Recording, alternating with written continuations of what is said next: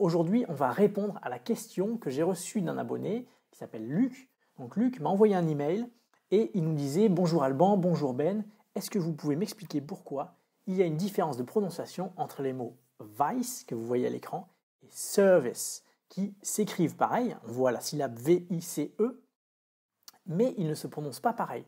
Donc je refais la prononciation. Pour le premier mot, c'est vice et un vice, et pour le deuxième mot, c'est service. Donc la première explication, c'est déjà la syllabe qui est accentuée.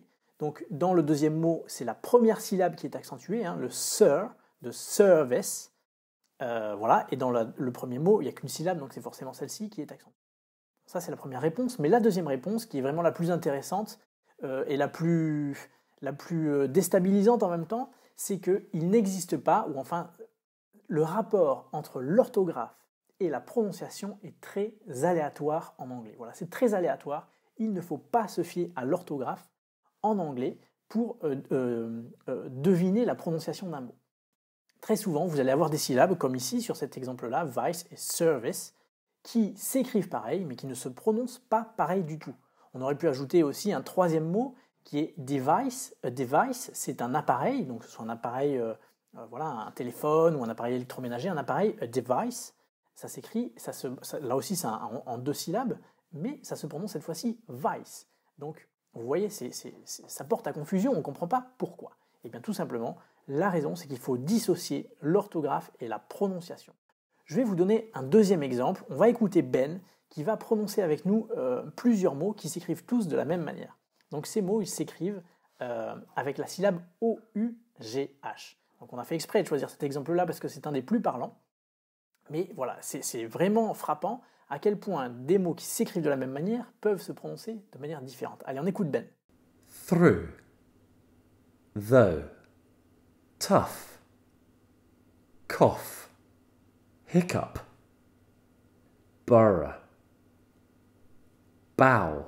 Voilà, donc vous avez entendu Ben, vous avez vu que ces mots en O-U-G-H, ils se prononcent de manière différente. On va revenir un petit peu sur les différents mots que Ben vient de dire. Donc le premier mot, c'est through. Through, c'est une préposition qui signifie, enfin il y a plusieurs sens, mais on peut résumer le sens en disant que ça veut dire à travers. Voilà, traverser quelque chose. Il y a une notion de mouvement à travers. Il faut vraiment le voir en contexte pour voir les différents sens que ça peut avoir. Deuxième mot, though. Though, ça signifie la même chose que although, ça veut dire bien que. Vous voyez là, même orthographe, prononciation différente. Troisième mot, tough. Tough, c'est la même prononciation que enough. Et ça signifie, tough, ça veut dire dur. Voilà. This guy, he's a tough guy. Voilà. Ce mec-là, c'est un dur. He's a tough guy. Voilà, ça veut dire dur. Cough. Cough, c'est la toux. Voilà. To cough, tousser. Voilà. Troisième mot, donc on a ici hiccup. Alors hiccup, les Américains l'écrivent le plus souvent H-I-C-U-P, donc comme ça se prononce, mais en anglais britannique, l'orthographe la plus ancienne, je pense que les deux sont acceptés, mais bon, à vérifier avec des anglophones si vous nous écoutez, mais ça peut s'écrire comme ça, O-U-G-H, H-I-C-O-U-G-H, hiccup. Troisième, pourquoi est-ce que je dis 1, 2, 3, 4, 5, sixième mot, c'est borough. Borough, c'est un quartier, voilà, B-O-R-O-U-G-H. Encore une fois, la même orthographe. Et on termine avec bow, qui se prononce comme cow, voilà, la vache, bow, eh bien, bow, c'est la partie épaisse d'une branche. Si vous avez une grosse branche, mettons, une grosse branche, c'est cette partie-là, quoi. Cette partie-là, bow, c'est une grosse branche en anglais. Voilà, allez, on écoute Ben qui va nous faire une phrase pour le fun avec la plupart de ces mots. I was walking through the forest. It was a really tough walk because I had a cough. And then all of a sudden, just before I got to the burrow, I banged my head on the bough of a tree and started to hiccup. Donc voilà, ça c'était pour illustrer le fait que la corrélation entre orthographe et prononciation est très aléatoire en anglais. Ça porte à confusion, voilà, c'est comme ça. Alors, vous allez me dire, oui, mais comment on fait pour savoir à l'avance comment un mot se prononce? Eh bien, ma réponse, c'est que c'est très difficile à savoir. Alors, il y a peut-être des règles, mais elles comportent tellement d'exceptions qu'en fait, je ne pense pas que ce soit avantageux de les apprendre. Il vaut mieux passer par la pratique, tout simplement. En fait, je vais vous donner une comparaison.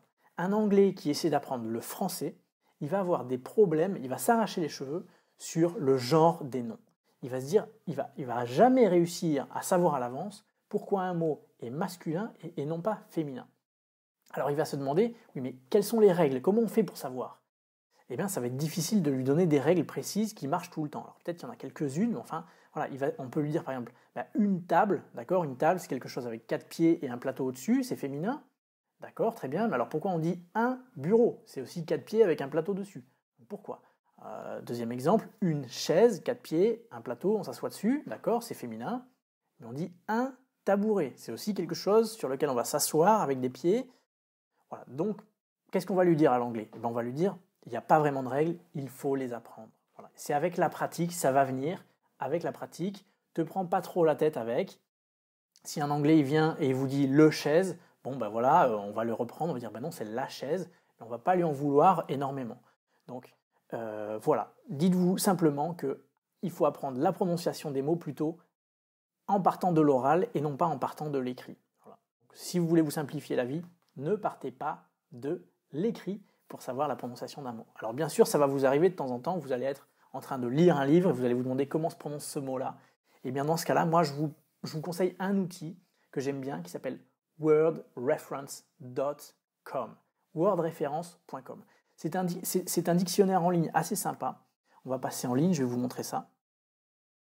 Dictionnaire en ligne assez sympa parce que il propose la prononciation suivant différentes nationalités. Donc la prononciation britannique, la prononciation américaine, la prononciation irlandaise, etc. On va prendre un des mots du jour, donc service, et vous voyez ici, je peux cliquer sur listen, donc on écoute. Service. Voilà, anglais britannique, et ici vous pouvez choisir différentes régions du Royaume-Uni, Irish, vous pouvez service, voilà, américain, US, service, voilà. On peut écouter un deuxième mot, voilà. Donc si vous voulez écouter, vous avez aussi l'alphabet phonétique, enfin l'écriture phonétique qui s'écrit ici. Vice, prononciation britannique, Vice, voilà. Donc je vous conseille cet outil-là, wordreference.com, c'est également un dictionnaire franco-anglais, donc ça aide beaucoup, et ce qui est sympa, c'est que vous avez la prononciation. Je sais qu'il y a également Google Translate qui propose ce service-là d'écoute. Voilà, moi j'aime bien WordReference, donc je partage avec vous ce service. Voilà, j'espère que cette vidéo vous aura appris quelque chose, ou en tout cas vous aura permis de vous détacher de l'orthographe en anglais pour arriver à la prononciation. Voilà. Alors si vous êtes sur l'espace membre, n'hésitez pas à venir suivre la formation qu'on a appelée Prononcer sans peur. Dans toute la première partie de cette formation, Ben justement décortique toutes les prononciations, tous les sons de l'anglais. Et vous allez voir qu'il ne faut vraiment pas se fier à l'orthographe. Vous allez avoir plein de mots qui s'écrivent de manière différente et qui parfois ont le même son. Voilà. Et vice-versa, plein de mots qui parfois s'écrivent de la même manière et n'ont pas le même son. Donc dans toute la première partie de cette formation, elle est consacrée à ça. Si vous n'êtes pas sur l'espace membre, eh bien n'hésitez pas à nous rejoindre. Il y a des formations de tous les niveaux et des formations par problématique, comme celle sur la prononciation, qu'on a appelée donc Prononcer sans peur. Donc si ça vous intéresse, eh bien rejoignez-nous, venez faire un tour. On vous aidera avec la prononciation. On a aussi un module d'enregistrement pour enregistrer votre voix, pour vous comparer à Ben, et voilà, des exercices pour vous améliorer votre prononciation peu à peu, afin d'être mieux compris en anglais. Merci d'avoir suivi cette vidéo, et à bientôt pour la prochaine. Bye bye.